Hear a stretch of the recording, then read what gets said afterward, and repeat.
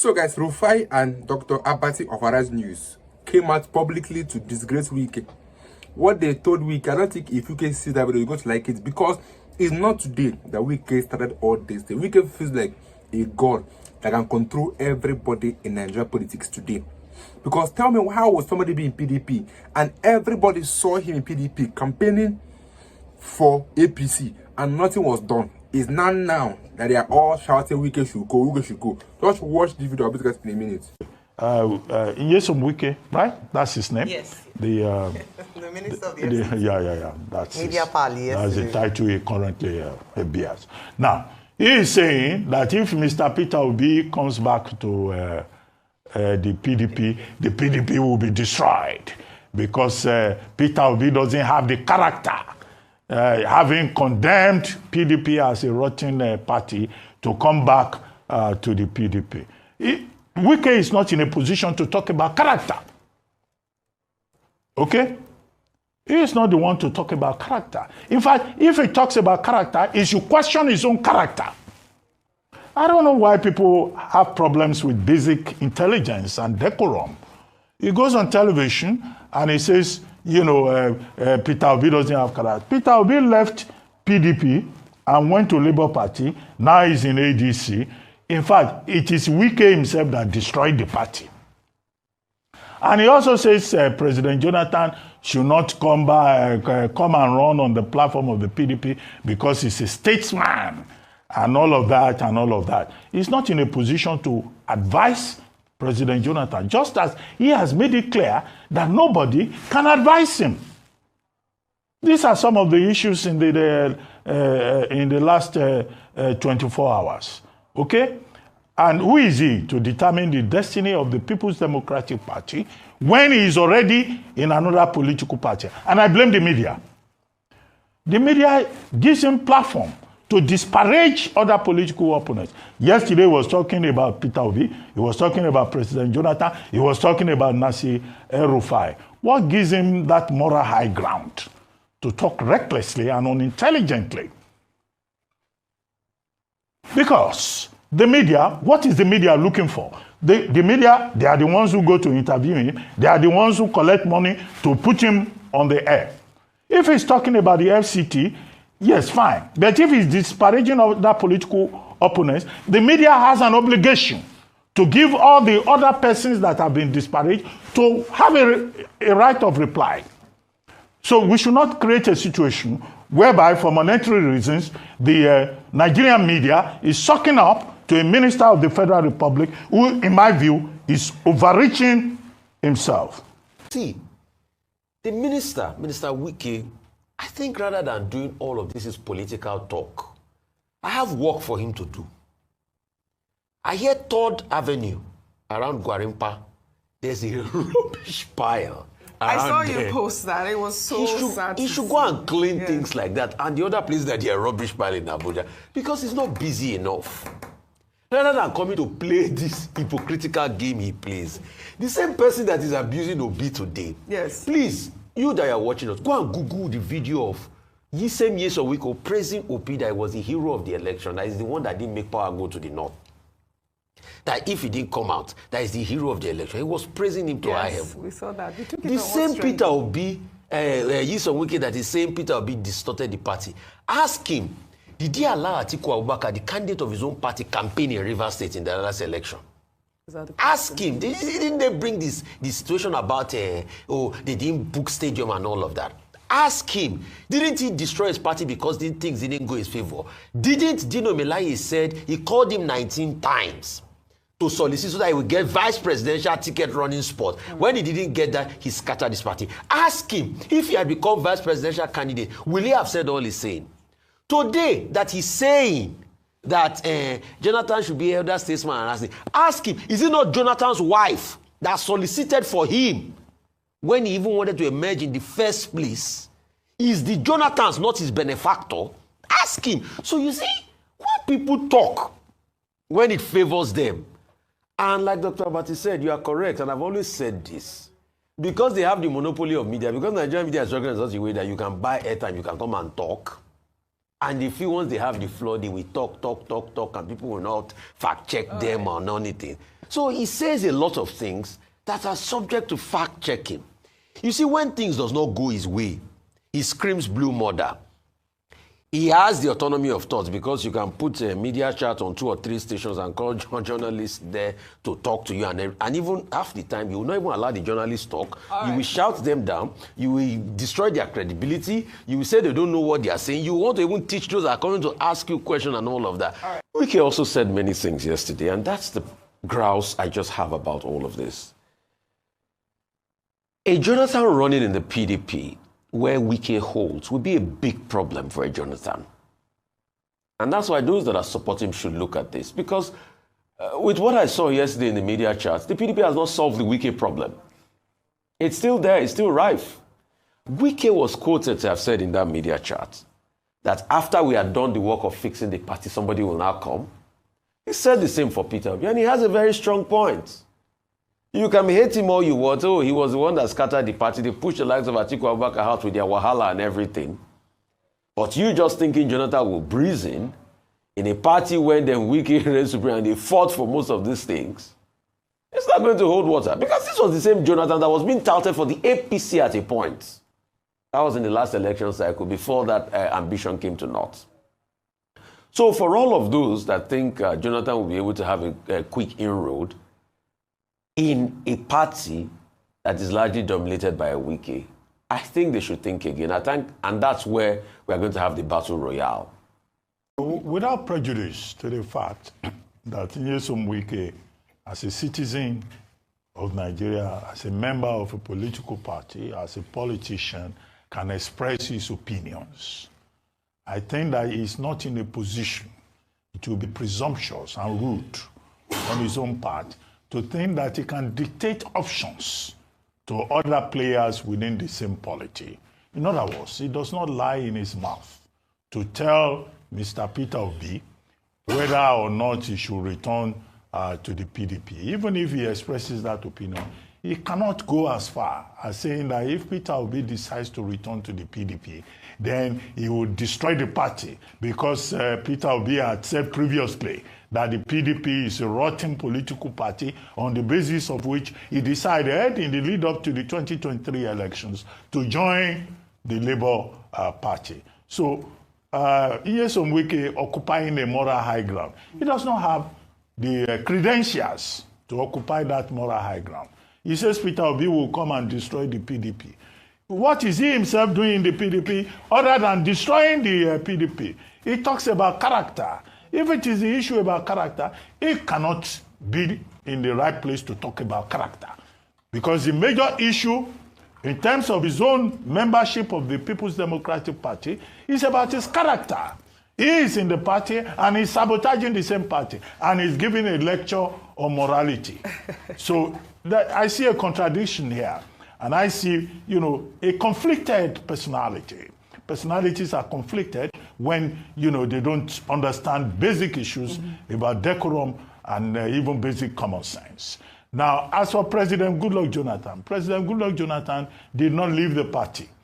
Okay? He has always been in the party. He says President Jonathan is a statesman. He should not come to the PDP.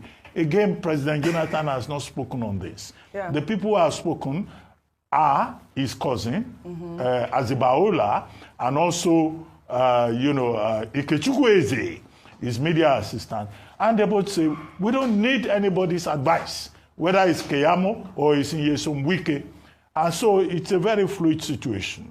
But in other words, it's up to the individuals involved to make up their own minds. So let Wike not give lectures presumptuously about choices that other people can make, when he himself does not even listen to advice from other people. So the issue about character that he has raised is about him.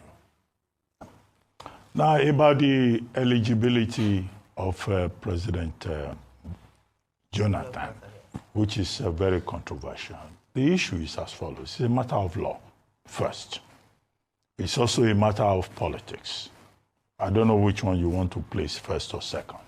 Now, the truth of the matter is that there has been out there in the public domain attempts by members of the People's Democratic Party, some of them, including the governor of Bauchi State, including the senator representing Benue South, including Professor Jerry Gana and others, saying that they want President Jonathan to come back where he never left the PDP. That point must be emphasized, to lead the party. And that also Mr. Peter Obi should return to the party. He is the one that left the party ahead of the 2023 presidential elections, should return to the party. The calculation, particularly with regard to President Jonathan, that he, having been president once before now, would, return to serve only one term, and that he will serve the interests of those in the northern part of the country who are saying, bring back our Goodluck Jonathan. So there is a tendency in the north that, look, to sabotage President Bola Ahmed Tinubu, to make sure that the APC leaves government and that Tinubu serves only one term. Their best bet will be a man like President Goodluck Jonathan, who has very strong international reputation, to whom many Nigerians have apologized for, the misconduct, for the misassessment, for the wrong, narrative about him in the 2015 general election. I know many people who are apologizing to him. Now they want to make up. They are now saying, oh, bring back our Jonathan, bring back our good luck. Having experienced, years of bad luck under the APC government. So they say. I'm not the one making that statement affirmatively. Now, the issue that has now arisen from this is legal. Namely, Section 1371, sub 1 of the 1990 Constitution, Section 137, sub 3 of the 1999 Constitution. And those who are pushing that matter are saying that President Jonathan can now be sworn in twice as president. But there is a subsisting Federal High Court of Yenagoa case decided upon by Justice Dashem, that's his name, when two politicians went to the Federal High Court in Yenagoa and argued that President Tinubu ahead of the 2023 election, because there were persons who were saying President Jonathan could run in the 2023 election. And Justice Dashem, quickly, in order not to go into legalese, said that, look, that amendment of Section 137, sub 3, does not apply to President Jonathan. It's a trite principle of law. Any sophomore student of law, will know that legislations, laws, enactments, statutes cannot have retroactive effect or retrospective effect. Section 137 sub 3 having been amended to say that a man who has been sworn in twice to the position of the president of Nigeria cannot run again, will not apply to President Tinubu. The position of the Dashem, which has not been appealed at a higher court of jurisdiction, is simply that the law cannot have retroactive or retrospective effect. In other words, President Goodluck Jonathan is qualified to run. And the fact, Justice Dashem also said in that particular case that he was vice president does not preclude him from running again. So on the surface of it, however, Chidi Odinkalo has written an opinion saying, look, this is a mischievous judicial system. Judges looking for favor from the Tinubu administration may want to use it, to play the game one way or the other. That's Chidi Odinkalo's opinion. But we hope that if the APC uses this matter, that the judiciary will stand up on the side of the truth of the law. Secondly, there's an opinion by Onikekwa Braithwaite. Onikekwa Braithwaite in This Day Law Pages today. She is the law editor of This Day. She's saying there is a lacuna between Section 137 sub 1, Section 137 sub 3. Well, she tried to define what the lacuna is. But the superior argument will lie in the Court of Justice Darshan and the decision, the 2022 decision, which has not yet been appealed. However, in the midst of all of this, President Jonathan himself has not spoken. I know Robert Azibaola, his cousin, rejected the advice, the counsel given by third parties, particularly Festus Keyamo, SAN. And he says, well, nobody is soliciting for, advice. President Jonathan himself has not come out categorically to say this is where I stand in this matter. Ikechukwu Eze, who is the current media advisor to President Jonathan, has also written a piece on the back page of This Day newspaper yesterday, where, he said, look, we're not looking for advice. The president can make you up with your mind. However, that's the way it is. But we would like to hear either from Mr. President Jonathan or from Mr. Peter Obi. All these speculations do not help the polity. They're not healthy, for the polity. I don't know, Wike, ever since, because he was the reason why Fubara was impeached as the governor of Rivers State. He was the reason why there's anarchy in Rivers State. He is the reason why PDP is going down, or PDP is down. He was the reason why the issue in Rivers State went so deep is because of Wike. And my anger is that till today, nothing has been done about it. Now, Wike have issued warnings with PDP that Obi should not come back. The same Wike have told Gurojada to run. That means Wike has been sent to do everything possible not to allow Obi to be on the ballot box. It's very simple, because this is how the game is being played. They will try every means possible to make Obi not to be on the ballot box, because they know that if Obi is in the ballot box, it's a bigger problem for them. Now that Rufai is no longer with them, now that many people from APC have decamped, have left APC, so it's not going to be easy for them come 2027. So they're doing everything possible that Obi does not be on that ballot box.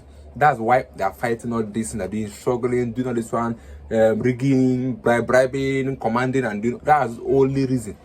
They don't want Obi to be on the ballot box. But let me get your views in the comments. I'll be in my next video.